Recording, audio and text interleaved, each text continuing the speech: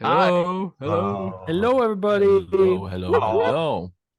Welcome to the self-help group of the Lost here again for a third time. In the last two streams, we had Matteo of Hell Boulevard, and then we had MJ and George from the Raven Age. And today we have Mark and Storm from Union. What does it say? It just says Union. Without the 7 Union. No, it's Blitz Union. Blitz Union. Oh, yeah. Hello, guys. Hi. Thanks for having us. And we're gonna have Blitz Union on tour with us for the first big block of, I think, 10 shows or something. 12, I think. 12. I guess it's 12. 12 shows. Oh my God. Yeah. Nice. Nice to have you here. Where's the rest from the band? Yeah, they're preparing that hard, for the tour. Yeah. They're super busy with preparation. Hamburg. So we just two, the most lazy, members of the band are You're actually a able singer, to join. so you must Exactly. have it. Exactly. Singer and the bassist, I think that speaks for everything. It is. Yeah. Yes. I never really do anything. Never really did anything all my life. So you know how it works. When you're a musician, you just have time. Exactly. Just have fun posting fun stuff like on your socials, and it's a dream. It's a dream. According to the singer, also everyone should carry their own equipment. Yeah. Yeah, we never carry any equipment. I'm a songwriter. I have my pen equipment with me. and microphone. That's it. Exactly. Yeah.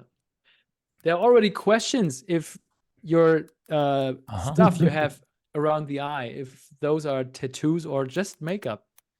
That's actually just makeups. Because like your chance. we change it like from time to time, especially for like music videos, so that it like it fits the topic of the video or fits our current mood and the overall like idea. So you perhaps will be seeing a different ways of our makeups. I actually thought. Now I'm a little disappointed, I must say, because we were just talking. We're like, these guys are born that way. That looks so cool. So maybe it's Czech. Maybe it's a Czech thing. But now you say it's just makeup. So, but yeah, okay. But we do the same. So we cannot really blame you. Exactly. Like just you have just one shot with the tattoos, or Usually, you could just put some extra thing on that. So we want to be more flexible as you guys. Okay. Political answer. Fair enough. Yeah, maybe talking about how you guys got on the tour actually, because we always choose our special guests ourselves. So we always check like for nice bands. But of course, sometimes people come to us and suggest something. And it was Andreas from our booking agency, who's also the boss of your booking agency, because it's the same booking agency. Coincidence. And he said, I think it was before Amphi Festival. He said, hey, these guys are cool. Can you check that? So I haven't heard of you before. So I checked like, I don't know, 1 or 2 music videos and some tracks on Spotify, and I liked it, but I wanted to see the live energy. And then I was somehow sneaking to your in your concert at Amphi Festival somewhere in the afternoon. You played in the inside venue. Yeah, that's right. I was checking you out from checking the Czech guys out. No one ever did that joke. I'm sorry. And I checked it for a couple of songs, and I thought like, it's real bad. It's not going to be a competition. We can take them on tour with us. So I really liked it, and I wrote Andreas right away that we should do that, and here you are. So I think it's actually the first time we have a band where we didn't really meet before. I mean, I think I said hello to 1 or 2 of you guys somewhere down there in the basement of the Amphi Festival thing, but we didn't really speak. Yeah, like that's right, and you know, it's really being a pleasure for us that you know that you checked us out, and actually that there was the real basically connection, and that you really heard us. I think that's really important. And I actually remember that when we were going on stage, I think you were warming up in your you know, dressing room, etc. before we hit the stage on Amphi Festival, and yeah, I think like, you know, Andreas actually saw us for the very first time like last year as well. I think it was three shows prior to the Amphi Festival too. He saw us together with the Subway to Sally, with which would be them on tour like last like year. Hildesheim, something like that. Heidelberg, I think. Yeah. And yeah, and Andreas mentioned like that he really liked the energy, and he thought that it would be great fit to play with you guys.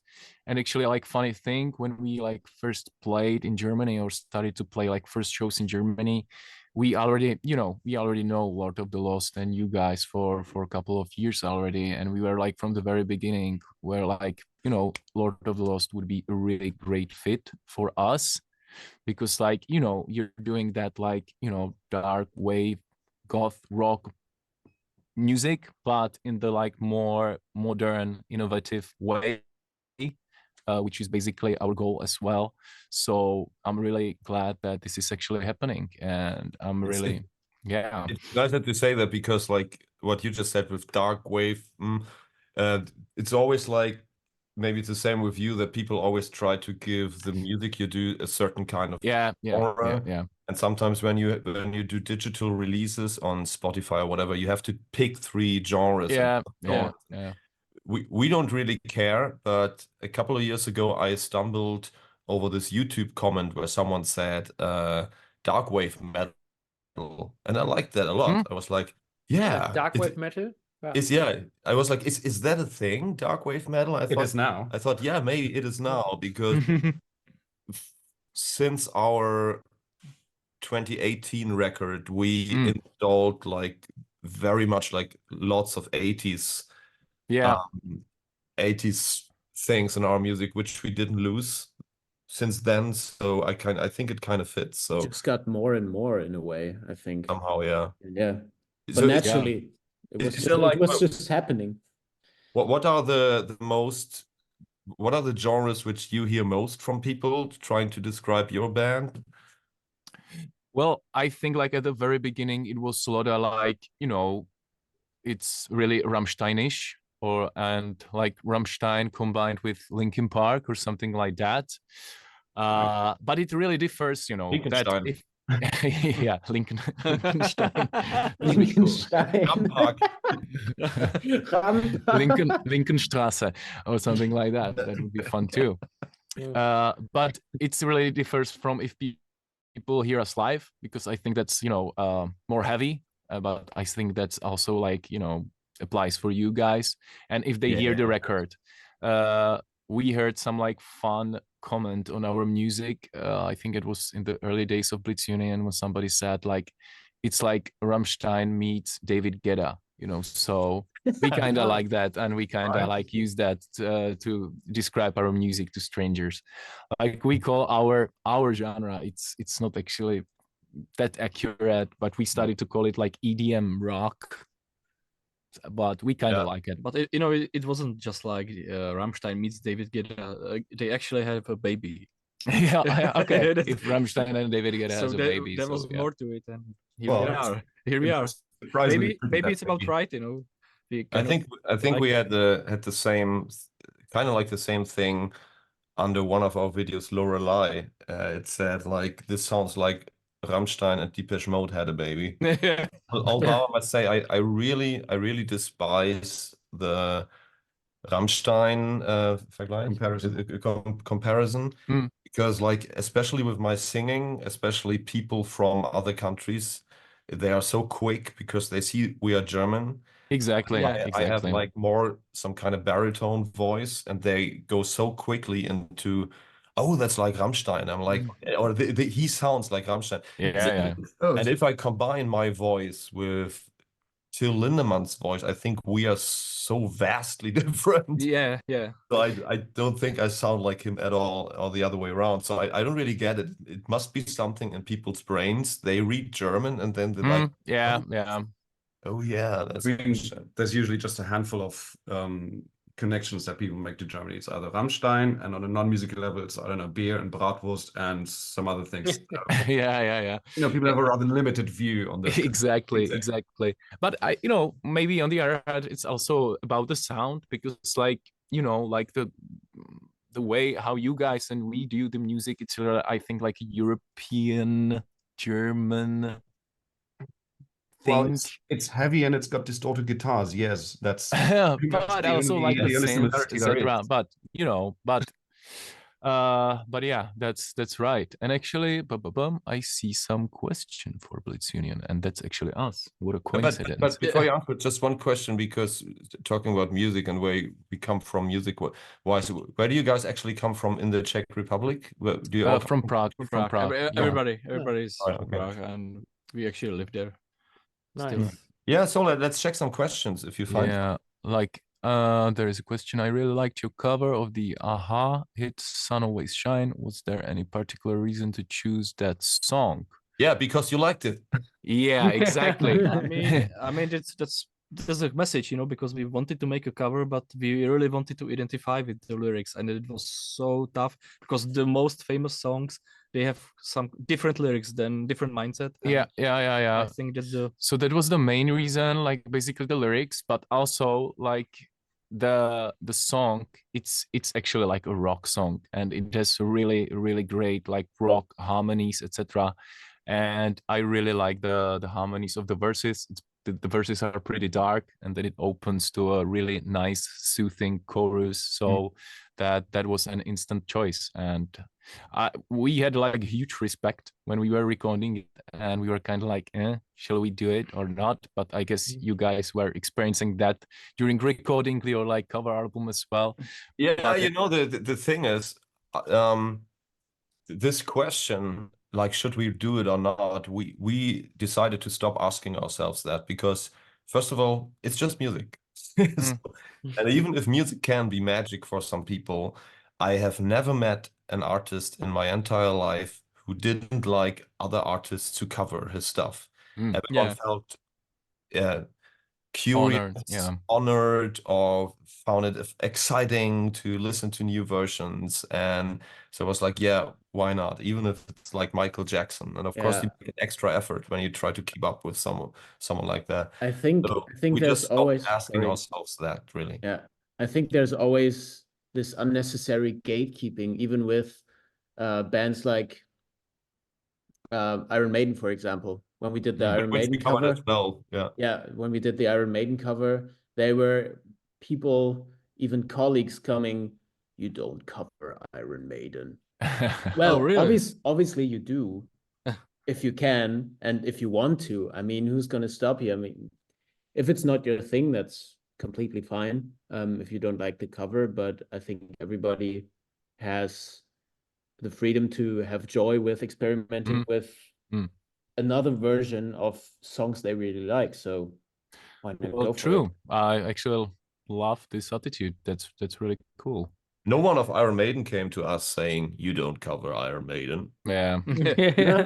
It's mostly about the fan base. Yeah, that's true. But talking about Aha, for our covers album, I actually had an Aha song on the list as well. There would have been Minor Earth, Major Sky. It's because I love it a lot. It's one of the newer ones. I mean, it's 20 years old or more. It's one of the newer ones. And we actually tried to get Morten Harket for a duet for one of our songs on the Blood and Glitter record. The song was called "Leaving the Planet Earth," and it's very 80s and has this more like half clean, crunchy guitars, like. And so, but yeah, we wrote his manager, but sadly he didn't have time. So this is still like something. I really love his voice, and his voice is different than mine. Like, with both these voices together, this is something I still want to achieve, to get him. That would be really cool. That would be really cool. And in general, Yeah. guys, how did you like enjoy the process of recording like it's your like first full cover album, right? Which you released. Yeah, you know, the thing is, it's so much easier Yeah, because so yeah. easy. someone else is writing the songs for you, and when you treat the original like you Yeah. treat a demo, like a demo on your phone or a rough layout on your Logic, Pro Tools, whatever, and you just do the same thing, like take the elements, like rhythm, harmonies, melodies, and that's it, and then just rearrange it in your way. Yeah. It's so easy, and we really wanted to kind of stick very close to the original. For two reasons. First of all, it's like legal reasons, so you don't have to actually, you know, if you change too much, Yeah. or for the people out there, if you change too much, you actually have to get the okay of the original writer. If it's a so-called pure cover, then you can just do it. It's some kind of gray area legally. Yeah. I like that, to stay very close to the original, to just like take the same puzzle pieces and color them with our colors. And we love that a lot. And we want to do that for a long time, but it always felt too early for a full record. So we decided we don't do that until we have like a #1 record ourselves. So Yeah. because you know, there are so many bands out there which you think of the band, you're like, oh yeah, it's the band that covered that song. There are little artists out there that just reached fame because of cover songs, and we didn't want to be one of them. So, and I loved it. It was so much fun for all of us. It was fun because it's so easy. So Yeah. it didn't feel like really like an album production. It was so quick somehow. I can imagine. That's cool. That's cool. And yeah, funny that you're mentioning like that you don't want to be like recognized as the band who covered something like that. We actually had a talk, like there's one of the famous, I think, like Czech drummers, Roman Lontadze. He lives in LA, and he mentioned the story of like Ali and Farm, you know. Yeah. And basically that, you know, the song is played everywhere all the time, but it's their like #1 hit, but they do not have a single penny out of that. And basically, you know, the cover was their Kickstarter, but also basically, you know, their doom, if I should say it. I'm not gonna lie, I don't know any other song from Alien and I have no idea. No, I actually only have this cover. Exactly, I only know Smooth Criminal. That's Well, it. no. I'm kind of guilty.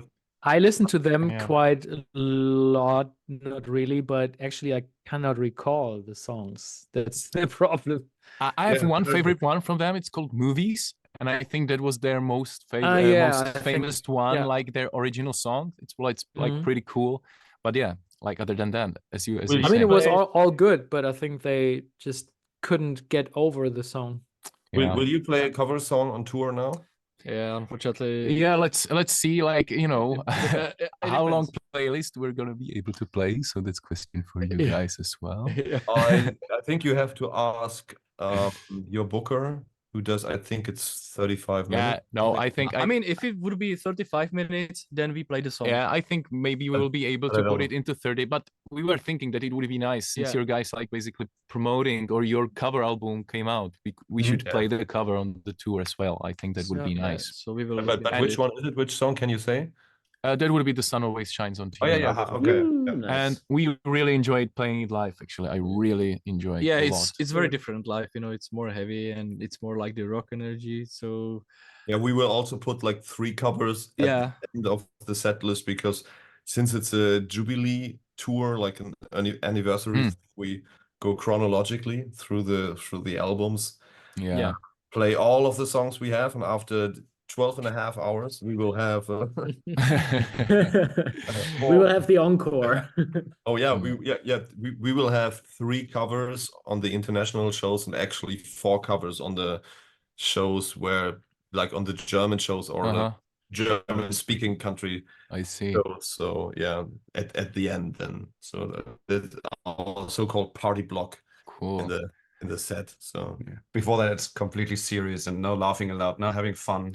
Of course, watch it's how it is. Yeah, that's how it should be. You always have to take yourselves too seriously. That's the only way. That's the only way. And because we are really, really, really afraid that those colleagues of ours that say you do not cover Iron Maiden, that they might think we're not true or something. We're really afraid. Yeah, that's a really great idea and if you're doing this for 15 years already, now I can see why you're successful like that, because the seriousness, that's the key. We've been trying hard for 15 years. Also, always take hate comments on social media, take it personally and take it really hard, and let yourself be crushed by that. And I recommend like whole band comes together and to everyone who gives you advice. Never listen to yourself or your own intention, or just do what others want. Just do what other people want. And also brilliant. If people in comments tell you you should do this more often, then do it more often. I think it's opposite day today, is it? Actually, when did you guys actually start? Blitz, 2019 actually. Right. It's funny because we opened for the Alien Ant Farm actually when that was our first show. Yeah, that's true. It was in Los Angeles in Whiskey Go Go, right? Yeah, that was like a first non-official show of ours, because like next day we performed on a Musexpo. That's like a showcase festival in LA. So this was the first show ever. That was the first show ever actually. And you don't even recall a song. But so your first show was in LA? Yeah, that's how we started. Wow, good start. How did that come? I mean, it's a long story, but actually we started recording the first EP Revolution in 2017, in the Nashville, Tennessee. It was with Steve Thompson, producer, that worked with Korn, Whitney Houston, Guns N' Roses. And then we flew 2 times to LA to tweak some things, and we actually launched the band 2 years later. We got some contacts in there, and we basically, it was prior the official release of the project. Actually, we wanted to present it on the showcase festival first to gather some context, and eventually that was successful. We met there like our still current manager, Manfred Miller, Dreams Data and music management. So the goal was clear and it was fulfilled, and it was fun. But did you guys come up with a name? What does it mean? Blitz Union? Yeah. So it's something like, we actually misspelled it. Originally it was onion, but we thought that in the end union will be better. I thought so. I like onion. I like onion better. Like Blitz what a Blitz onion is. Yeah, but then we thought that garlic might be upset that we used onion. No, just joking. But union, we chose union because with this project we wanted to really be like more as a band, but to really gather people like same like-minded people as us, to create some kind of a safe place for people to express their ideas, to eventually share their own stories through our music if they are basically afraid or whatever, in some reason to. I thought it was meant like a union against your employers, That could be as well, like one song like Human Robot could be for that as well. But we actually really want to gather people together to create some kind of community. Eventually it seems that it's starting to spreading and working, and that I'm really enjoying to see when the fans through our music, through our union becomes friends, and then they're chatting together. That's really nice. Lovely. And the first part of the name, that's a bit more tricky. The Blitz should actually represent a mysterious entity which is behind the band, which we started to call Mr. Blitz. And that was eventually the origin or the idea to eventually put this band together. Our parents and their parents were some kind of on a research for this entity for a long time ago, and they were some kind of not able to know how to proceed with the research, and we just took it from our end to try to spread it from the music and try to understand what this entity is trying to say. And eventually we understood that it's try to basically warn people, and also to try to show them different angles of point of views on certain things which are currently happening in the world, which are happening in our bodies, in our brains, in our lives in general. So we try to somehow incorporate these messages from the entity to our music. Do you have the word Blitz in Czech language? No. No. Because it's there in English, but it's originally German, I think. I know. Yeah. In Czech, it's Blask. Blitz is Blask. Yeah, Blitz is Blask. It's like the lightning in German, right? Yeah.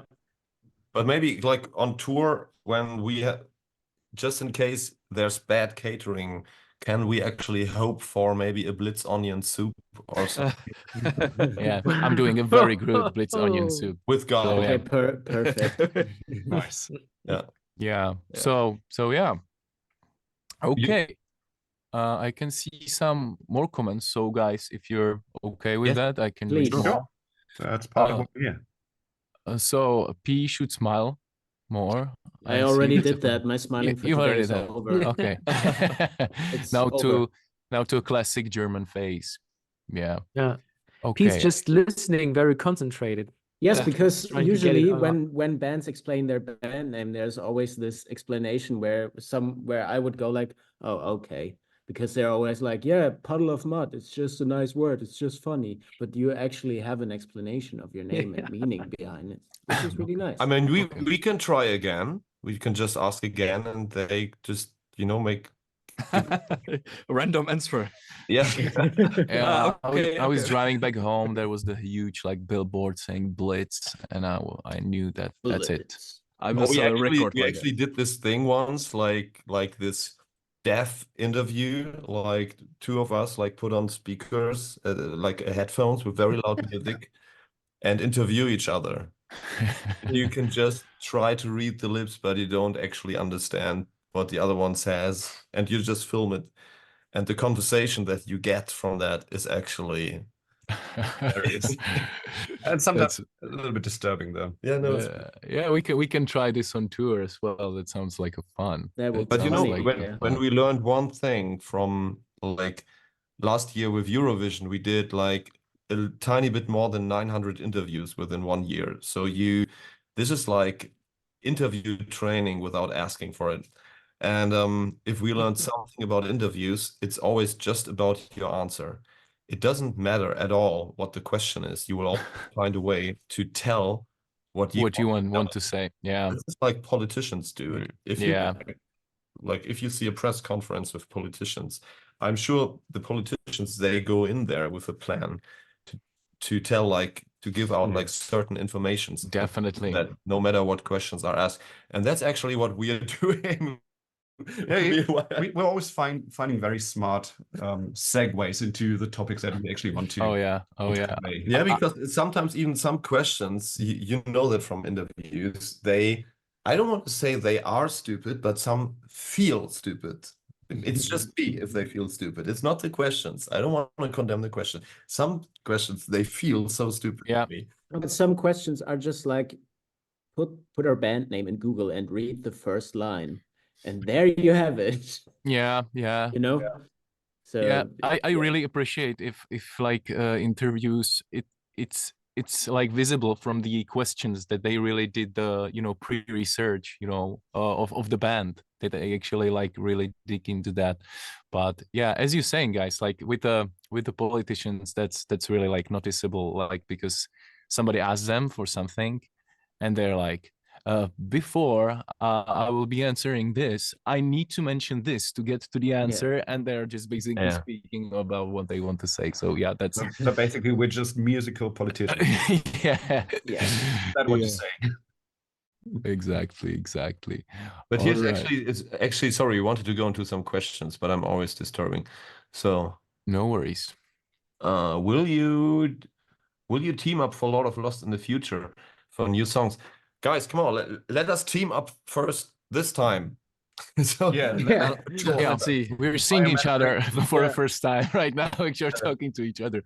But I think you guys are open to basically everything that's basically the same from our end. So let's see what the common chemistry will be on the tour. Also privately speaking? Asking for a friend. I mean, so far my impression of you is so it can you need to try harder. But the Blitz onion soup, at the morning waiting on you on the table, it's gonna be the ice. That'll work. Yeah. Is it promising? Is the Blitz onion soup is it ready super quick, or is it when you eat it you go like Yeah, it's like super spicy. yeah, no, it's like electrifying you somehow. It depends if we like forget it to put it into the electric plug or not prior to that. Depends on mood. I'm just checking the tour dates here. So we are playing how many countries? One with you guys. 1, 2, 3, 4, 5, 6, 7. Oh, we don't play in Prague together. Oh, Yeah, Are you makes coming sense, to the right? show? yeah, but Definitely. but we if if there would be like still available guest list, or we will buy the tickets. Let's wait for the first show. Whoa. Right afterwards. But is there like when I can copy paste the cities here again in the chat. So maybe have you played to some of these cities or countries already? No. Yeah, we just played basically the German ones. Yeah. We played in Nürnberg with Subway to Sally. We played München also with Subway to Sally, and we played Köln and Frankfurt. Yeah, basically all the German cities, but other than it would be premiere for Blitz Union. So Nice. That's cool. And then we played Luxembourg with our previous like musician project experience. But yeah, it was 10 years ago. We never played there, Luxembourg. So that is new to us. It was pretty good. Yeah, what was the previous project you did? Was it the same band members? It's just a new thing now, or pretty much. So. There was like just one extra member who left, and there were lineup changes before, so it's, it's different, kind of different what we did.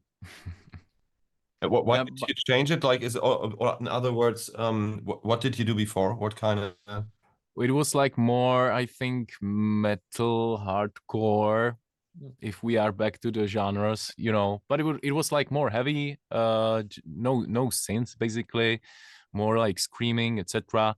But we got into some point where we were like, what to do with it now, because I think there was no more space to get something like on another level, or how to say that. And when we played a couple of the shows like around the Europe, we saw those, young Swedish dudes playing metal like, 20 times better than we did back then. Even we played the metal for 10 years already as well. So we're like, if we want to proceed and really like, to do the music again, like we have to change the style. So let's buy a synthesizer. They will do the work. Yeah, exactly. No, so we basically really for that, 2-3 years, we were really asking ourselves what to do. That's your baby, right? What to do and what are basically our like advantages, what fits to us, etc. So but most importantly, we started writing new music, and there was a huge gap between the new songs and the old songs, so it just didn't make sense to continue with the same project, because the history was so different. Yeah, just sometimes you just need a clean slate. Yeah. I think the reason why I kind of connected so quickly with your music, because it reminds you like the feeling listening to it reminds me a lot of some of music I listened to in the late 90s, Orgy. Yeah. So it was like this first Orgy record, and then later 2 of the guys from Orgy, they formed this band Julian K. I don't know if you know it. It's kind of like it has this same vibe, and so I always loved this. For me it's like when I listen to music, I barely listen to metal music myself in private. If I do, then it's just the old stuff. Yeah. Like early 2000s stuff. So I love to create and play heavy music, but in the core I like pop songs, and I love 80s, I love electronics, and this is what kind of I find that in your music as well. Yeah. So it's very heavy, but it's not. Yeah, exactly. Like I'm super big fan of 80s, 90s music as well. And what I think learned, or what I was able to observe, usually if someone gets drunk, he starts to play the music what he really likes. actually, from the bottom of his heart. And I'm the guy, if I'm get drunk, just even a tiny little bit, I'm putting up the 80s, 90s songs. And then if I go wasted, I'm putting Lord of the Lost. That's No, but yeah, so like 80s, 90s songs, that's like what is definitely audible in our music. But also we all grew up on the, you know, in the new metal era, so that's definitely like audible in our like harmonies, etc. And no matter what we can do, it's always in the music. It's always in every song. It somehow appears there. So yeah, I think these are the cornerstones of our music and how we think about our music. How old are you guys in the band? What's all of your ages? What's your age again? I will be 35 this year. And I'm turning 30 tomorrow, actually. And all right. And the other guys? They are similar, 32, I guess. Around 30, 31 and 32, I guess. Because interesting that there are certain times in your life where music is really shaping you. And for me, it was this new metal era also, but not when I was a kid. It was when I was like 20 or something. I'm 44 now, so I'm born in 1980. So when all these late 90s, early 2000s music came, there was like the second phase in my life where music were like really getting me somewhere. So I totally get the feeling. So and I still remember like actually growing up in the 80s and listening to 80s music on the radio, like this feeling when you're on like skiing vacation or something and you're waiting for this lift to pull you up on the mountain. There's a loud radio and then you listen to Final Countdown for the first time, like real, you know, it just came out. And I still remember that, like these melodies. And I just like, have this image in my head, you going up the skiing lift and the final countdown and you're almost at the top. Yeah, and that's actually it's so weird that I think about that right now, because tomorrow I'm gonna be on my way to skiing vacation. So I'm coming the first day on tour. I'm coming directly from vacation, and it's a thing. Whenever I enter a ski lift, I hear Final Countdown in my head, and awesome. It's one of the songs which I would have loved to cover on the covers album, but it was just too obvious. It was too obvious.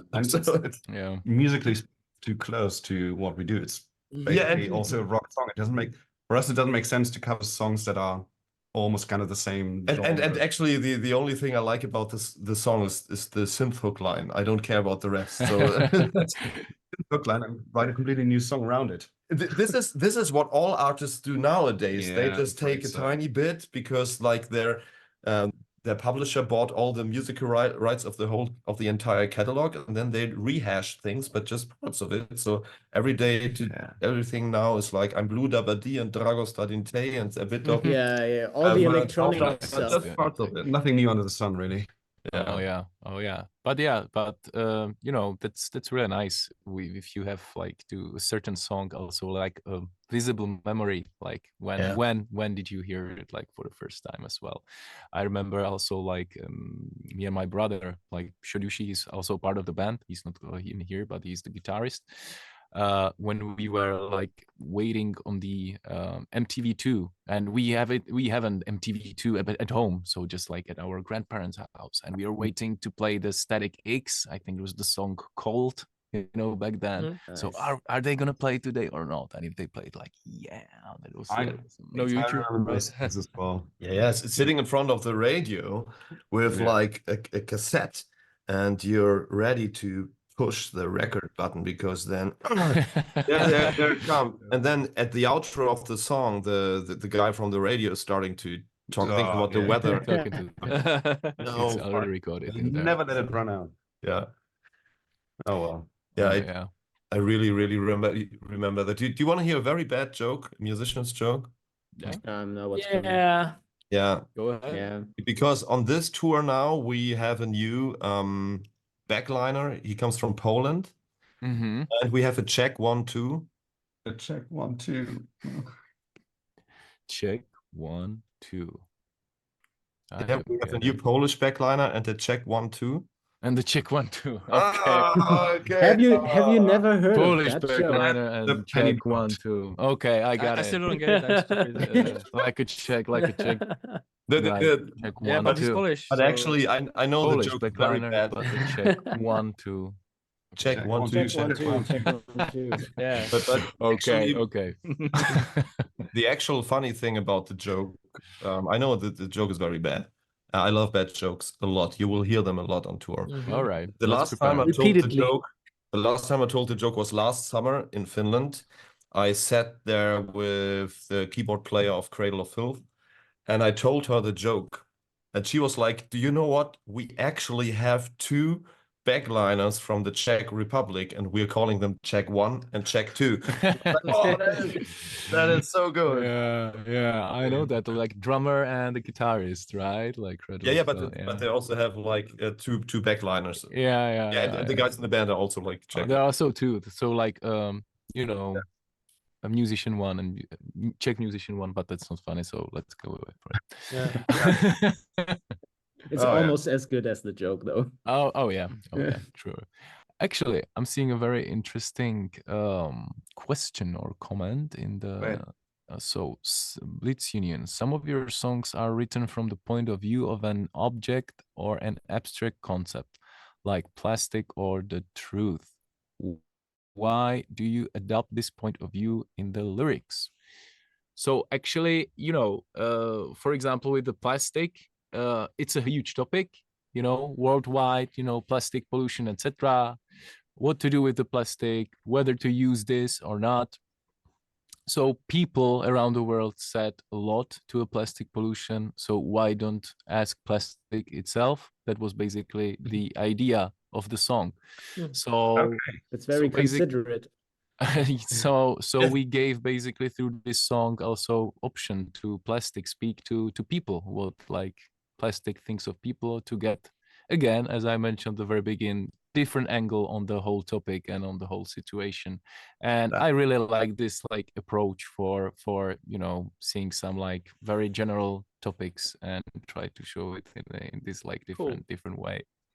That is actually really interesting. Yeah, perspective is everything. Talking about plastic, and I instantly have to think about Eurovision, because in Eurovision you have so many heartfelt projects, but also some projects where you can really see they are built by music industry to be part of Eurovision, and which is for me like another form of plastic in some way. So thinking about Eurovision, I thought about it a lot during the last couple of days, because I watched the Barbie movie and this I'm Just Ken song. I was like, man, if the USA would be part of Eurovision, this would have been like the perfect Eurovision entry with the entire live show and the concept, and if Ryan Gosling would be up for it. And I can't get the song out of my head.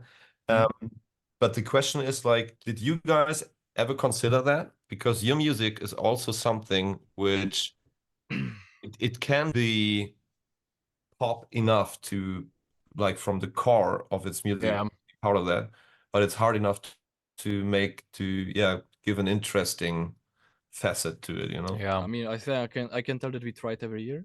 Well, like last 2 years, I think. I think since Revolution we tried almost every year to apply, but we never had a song, and we miss out plastic because I think we release it sometime in the February, or so basically we couldn't use it for the Eurovision because of the release date.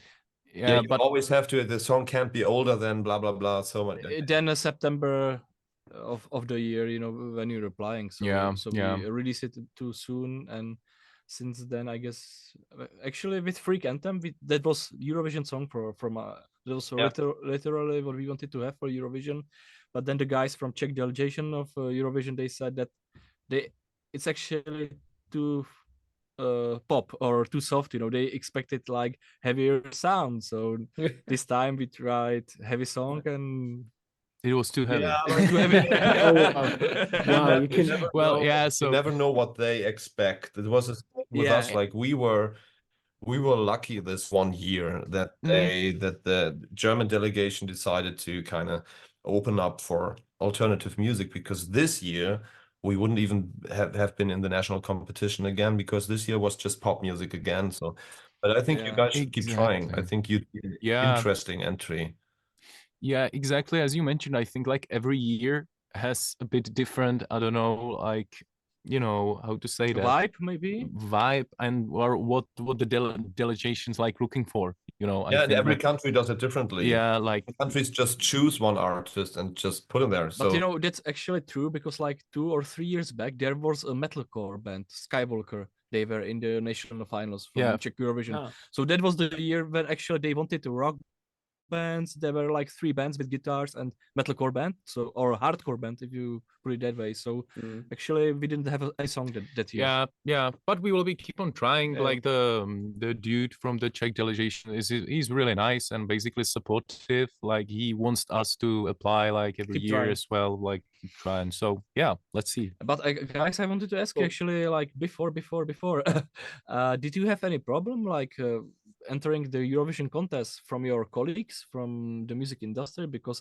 we had a former manager and he told us that we should stay away from Eurovision, that it can ruin your touring career, festivals and stuff. So actually I'm asking if you felt any kind of backlash, you know, from the colleagues. Like you are sellouts or some stuff like that, you know. Well, not from colleagues. The sellout argument usually came from the online community, basically.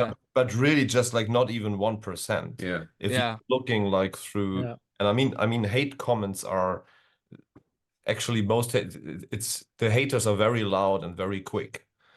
So, and I would say it was less than 1% of the people saying something negative. That's good. Of course, after we made last place, then you have all these like the haters that just want to make fun of you, but these are not fans. They're just people online like going, you know, last place, a lot of losers and so on. But this is not the fan base. But talking about music industry and colleagues, not at all. We actually had the opposite. Yeah, in a way. Nice. There were a lot of people like posting about us, even though we came in last and everything. People were advocating for us for bringing heavier music to this sort of mainstream stage. And they were like, and we always said that as well. If you have us on that mainstream stage, or actually any heavier band, Voyager as well from Australia, you offer people an insight into this scene, which is very niche, and you have the opportunity then as a listener to experience a heavier band, and you have the possibility to then go, okay, what's also there? What are other bands? What are they doing? Is there more than that if you like it? And then you maybe get to experience other bands as well. So it's like we were waving the flag for heavier music, but a lot of people were saying that actually, that it's us coming to Eurovision and getting to have this opportunity was also a good thing for them. Some called us ambassadors for alternative music, and some thanked us afterwards, because they said like after we made Eurovision, their ticket sales went sky high for 2 weeks. Although we didn't even mention them, because it was just like people getting sucked in this kind of type of music. And I had some respectful talks to some colleagues of other bands which should not be named, which just said like, hey, I'm not sure if this is the right decision, because it's a platform which is like blah blah blah blah blah blah. So we wouldn't do that, but we respect that you do that. So this is actually everything. We heard about that. We didn't hear anything. And talking about numbers, everything has doubled and tripled almost since then. Like everything, merch, live streams, everything, CD sales, whatever. When we came back from Eurovision, our album went straight on #2 in the German album charts. That's awesome. So I get the argument though that when people are telling you to not consider Eurovision or to stay away from it, that it could ruin your career in a way. I get it when you are a younger act, or I mean, you exist since 2019. I mean, you have a lot of experience touring and but not under the name Blitz Union, for example. Yeah. So since Blitz Union is rather young, I guess they're coming from that point of view where they're saying like, you could be the Eurovision band, and then if you have no success with it, everybody would be like, that's just them losing, and that's always tied to your name. Yeah. But if you only have one song on but Spotify and you lose, Yeah. yeah, There You are don't. some like some kind of that Eurovision project as well. I've seen that Yeah. as well. Yeah, Like yeah, just the artist for the.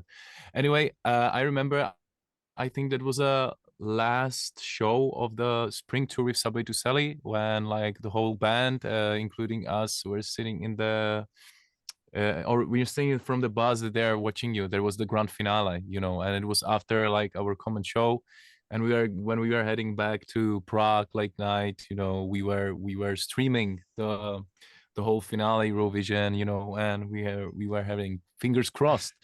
And then we were calling names because we didn't like, you know, how they the scoreboard. We were like, are you joking? No.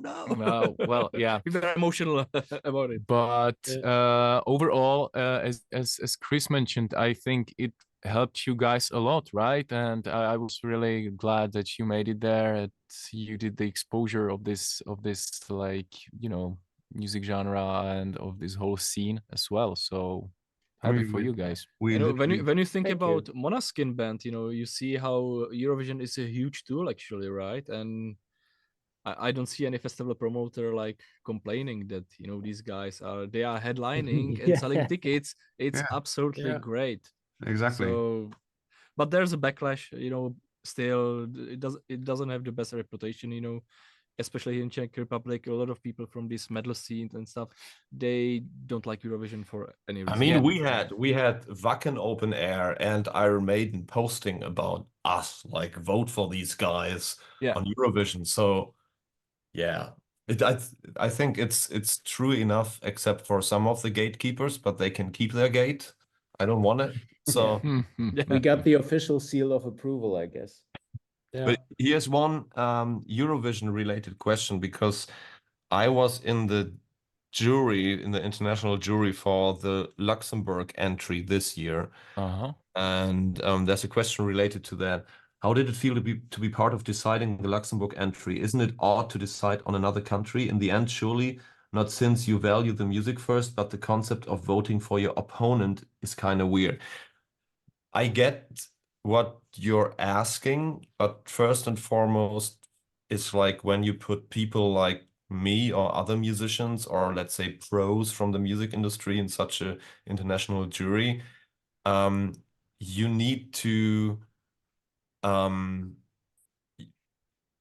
be sure somehow that people like me are not doing that for fun, or maybe like abusing the concept of a jury. You know, when you're in the jury, then you're there for a reason, and it's actually not so hard. You just check, like, from a professional point of view, if you think it was well sung, the show was good, the concept was good, the song kind of got you. Of course, taste is always something you cannot rule out, but yeah, on one hand, I understand that why do you need an international jury for, like, within the country? I give you right here. So I wouldn't need that. If it was my show, I would say, like, let the people decide. We don't need a jury at all in Eurovision, neither in the national shows nor in the grand final.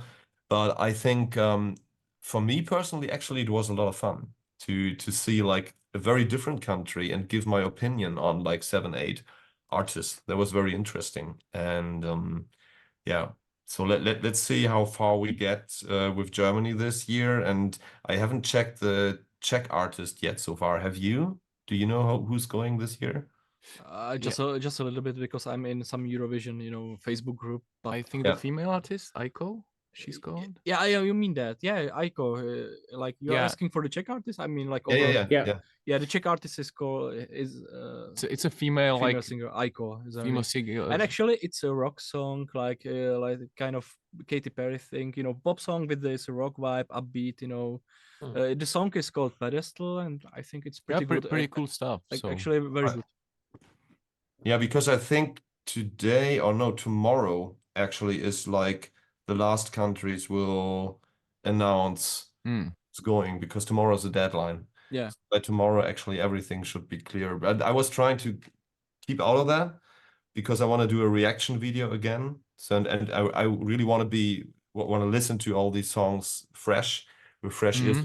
The only thing I have seen so far was Finland's entry for this year. I think it's called Windows 95 Man. Oh yeah, I saw Good. just some like snippet of that. Yeah, I just saw a snippet of 10 seconds and I was like, no, I don't want to see it, but I couldn't look away. Yeah. Exactly. It was like that. It's an eye catcher. I already Then you have to check Croatia. You know, I think Croatia. Yeah. Last time. So I've seen it. Yeah. it's something they do similar. something similar again. They like that shit. Yeah. That's true. So I think from Croatia last year, these artists were one of the few I didn't talk to at all. They didn't talk at all. Yeah, we were in Liverpool for like 2 weeks, and they were just like on the 10th day, the closest we got was like they were walking by and they went like, Yeah, but they were like, basically they were really taciturn. They didn't say anything to anyone among themselves. Yes, but to anyone else, they were. they weren't rude or something at all. No. But just like in their own bubble. Maybe it was method acting to be in their role as like the, That's possible too. Yeah, you that you way, get or eye they contact. do not speak English at all. That's possible as well. yeah. I think they did. At least we heard them. Yeah. Okay. So think perhaps it was really the role playing. Yeah. Yeah. It was interesting because I just got like in an Eurovision related interview a couple of weeks ago, the interviewer asked me like, did I have contact to all countries? And then I must say I didn't have contact to like 2 countries. That was Croatia, and then was the singer Mimiket from Portugal. She always when it was the same hallway. I was going here, she came here, and she went like and passed by me. I was like, what did I do? Is there a Someone fly on the roof? Someone in the chat is just saying that Croatia, they look really crazy and extrovert. And I find that really interesting because many people think like, oh, you look crazy, so you must be an extrovert. You must be really outgoing and connected to people. I think actually the opposite is the case usually. People look weirdly crazy, like for example, Croatians last year. They are most of the times they're rather introvert, and it's kind of a flight forward reason. Yeah. It's a phenomenon of the sad clown. Yeah, basically. It's like so those things, well, they're not necessarily mutually exclusive, but they don't always go along. Yeah, that's true. And that's basically, about most of the metal bands as well. Yeah. You see that memes, on Facebook, like, metal singer when performing, there is the picture of the Hulk, and metal singer when giving an interview, and there's just like, with the glasses, like, yeah. I mean, I met some people like which kind of first knew me as a fan, and then they met me in private, and then were like, "You're so different," and some liked that, and some hated that. Some were like, "I thought you were like more loud and extrovert and interesting." I was like, "No, I'm really boring. I'm sorry." Yeah. You can disappoint people with that when they see you on stage and they're like, they have to be like this. I mean, they have this vision of you that you are bringing to the stage, and they only know you from there. And then when they meet you in person, there can be moments where it's like, are you the same person? Yeah. That, kids, is why you never meet your heroes. Sometimes I actually ask myself that when I'm like in makeup and it's shortly before on stage, I look in the mirror and I'm like, are you the same person? And I think I am. I think what we always say is that we don't have a role on stage. It's not playing a part. It's more like an augmentation. Like an extra version of yourself on top of yourself. But sometimes I'm like, maybe today I'm a different person. Yeah, but going back to this topic of the Croatians, for example, being this absolute nuts on stage and in their dresses and uniforms and stuff, I think I mean, sure, it can be the sad clowns or anything, but also, I think it's something to achieve balance in a way. I mean, when they're always this hyper on stage, to come to offset that with like being very, very calm and yeah, not saying anything when they're off stage. It's to just maintain the balance in a way, I guess. Yeah, I think it's necessary. Yeah. It's all about balance, and being loud on stage can really bring with it to be rather taciturn behind the stage. Yeah. And you know, like for me, like performing is that this is like, that's the moment when I can basically, I know that it's my time, that I can actually do whatever I want. And I think that's like, you know, most artists have, and that's when really you can go wild, really be in the moment, and you know, it's yours, basically your time to do whatever really you fucking want, and in crazy moves, whatever. And yeah, I think that's why all musicians love to perform. It's actually great that you know that it's something which is, or which should be, only or mostly connected to your time when you're on stage, because sometimes we see that with bands also backstage and festival situations, and they play the rock star 24 hours. Yeah, this can really bring you trouble, especially when you're in a situation like we've been with like Iron Maiden supporting them. I mean, if Lord of Lost is supporting, you know, Iron Maiden, then the thing that we said was, before we went on the first tour, we said, like, guys, we play, I don't know, 40 minutes. So let's make sure that we are rock stars for just 40 minutes within these 24 hours. For the rest of the day, we're gonna be calm, polite, humble. We say thank you. We say you're welcome. We hold open every door, and we will make sure that no one is actually recognizing us unless being asked to be recognized. Yeah, as little in the way as possible. Yes. Or recognized as the friendly guys being on tour with us. Absolutely. So, and sometimes there's like the stage persona thing, which you just described, like, hey, I go on stage and I know it's my time. Some bands, especially like young bands, they cannot differ here. Yeah. They leave their house, they enter the van, and from that moment on until the moment they are back, it's their time and their time only. And I think this is one of the things that you really need to learn.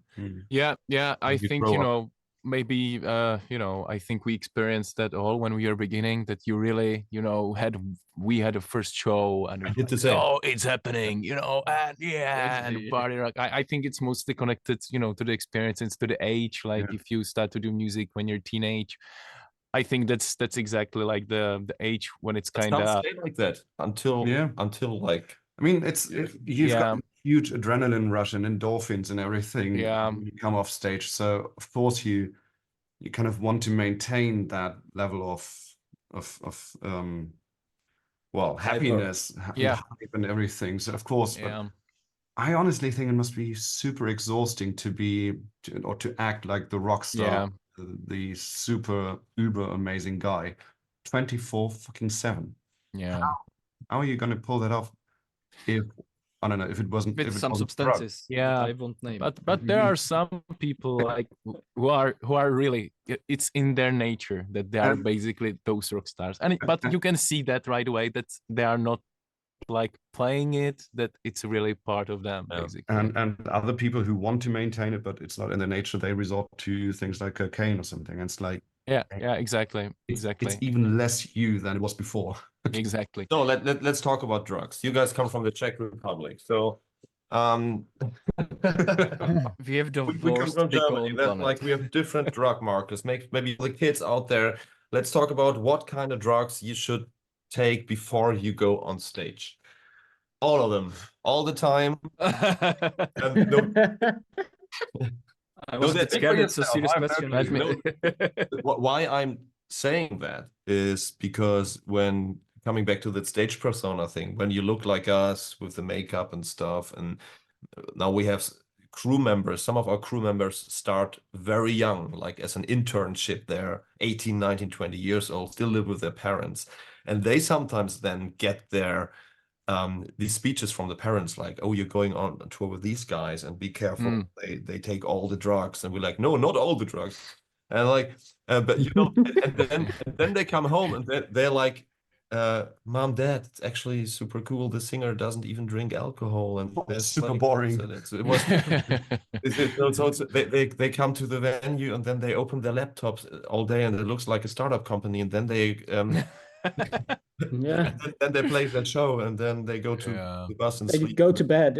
Yeah, and some have to understand that this is also a thing about the stage persona, that some people think that the way we look, the way you look, when they just stage, maybe it's part of the mystery. Maybe they want to see that because they want you to be these extraordinarily extrovert, drug-fueled rock star. I think that applies a lot to hip hop artists actually, because you're the young kids. Yeah, I think this really moves to the hip hop genre, like this like danger attitude, like and Lifestyle. all the time, as you guys mentioned it, to really either play or to be the persona who's like really danger all the time, and he's really the guy what he's sing about.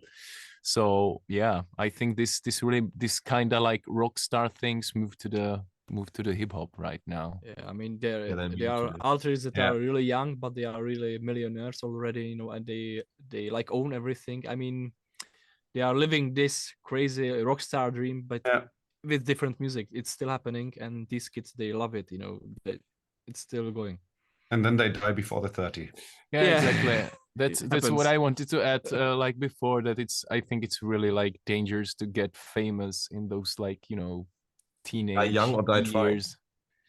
Yeah, because I think it's hard to handle if you don't have the experience. I think it's dangerous to become, you know, like skyrocketing famous in any age, really. But I think you're like, if you're adolescent, I think this would have destroyed me. Sometimes I look at artists that became like super famous when they were teenagers, and now they're like super cool and still alive, and you're like, how did you do that?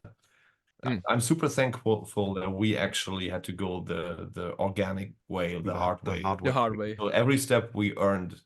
And still are going. I'm really glad I've been with this band from basically the very beginning and eating all the shit that we've eaten along the way. And it was I mean, if I would have joined, I don't know, just a couple of years ago, maybe, you know, where the band already had achieved something like some considerate repute, I'm not sure if it would have been so healthy for me, to be honest. I mean, since you played with David Hasselhoff, you're kind of messed up. Well, I actually, on a serious note, I know that this isn't for me. It was a nice experience, but I don't need. He played with David Hasselhoff 2 tours. Oh, really? Yeah. Really. Well, it was nice. I'm really thankful for that. Not joking. What it taught me was nice rider. That's crazy. Nice at all. I didn't know that he is actually still like playing, you know, or is he still performing? So is that the metal? He's doing like metal album? No. No. He tried with one song, but I think he actually produced a metal album, but I'm not sure it came out because I know who produced it. I hope it didn't. It was from Sweden or something. David Hasselhoff doing a metal album? Yeah, maybe guys from Sweden, they invited him for. No, it wasn't about an album. It was just this one song, basically the soundtrack song. Yeah, but that was a True Survivor. Exactly, but I love that song actually. I love that. I never was a full-length long play. Guys, I'm sorry, but we just lost our bass player. But we've got that happens sometimes. Oh, we got a dog instead. He comes back. He comes back. It's a cat. Wait, let's check if we can get the dog to the camera. Do you know the name? The dog's Ricky. name? Ricky, Odal. That's Odal. Odal, komm her. Odal, mach Sitz oder lass es bleiben. Brav. Sehr gut. Yeah, okay. That's a weird looking cat. Yeah. Yeah, guys, I need to run in 5 minutes or something. So, if you want to, you can still cancel. Like we don't want you to, but now it's your last chance. If you think like you don't want to do it right now, because afterwards it's gonna be too late. Yeah, like, you know, we have the democracy in the bands, Oh, you know, God. and also you know, including the technicians. And since there is just a minor part of the band, I'm not sure if we will be able to, you know, talk them over to cancel this. So I think we're seeing each other on 22nd. We'll give it still. a shot. Okay? Okay, well, Oh well. Okay. Choose your poison. are you guys traveling in the nightliner of the Raven Age? Yeah. Nice. Yeah. Great. Yeah, I think it's like, I think all the special guests are going together because the Raven Age are going with us all the time. You guys on the first big block and then two other bands. And I think that's very nice because then we are on tour all together. We are going with 2 nightliners then and 1 truck thing together. Yeah. I'm actually happy that we will be the first band sharing the tour bus with the Raven Age. Right. It will Great. be and smelly, I guess. But yeah, awesome. Guys, thank you so much for doing this. Yeah. That was actually super nice. It's really And cool. Thank you. really looking forward to seeing each other live and, you know, rock the stage. I think it'll work really well. Me too. I think so too. And thanks to everybody in the chat, everybody here. So of people from Lord of Lost, from Blitz Union. I think it's a nice thing for actually our fans to get to know you better the other way around. And also for us, it was actually the first time we were really talking. Exactly. Yeah, that was the first time actually. Right. Great. Awesome. Looking forward to seeing you guys. And Yeah. Thanks for having us, guys. Cheers. Grüß Gott. Grüß Gott. And other German And things other saying things. like, take care. How do you say good night in Czech? Dobrou noc. Dobrou Dobrou noc. noc. Dobro not. No, right. Dobrou noc. Good night. Right. Thank you, everyone. Good night. Cheers. Thanks. Cheers. Ciao, ciao.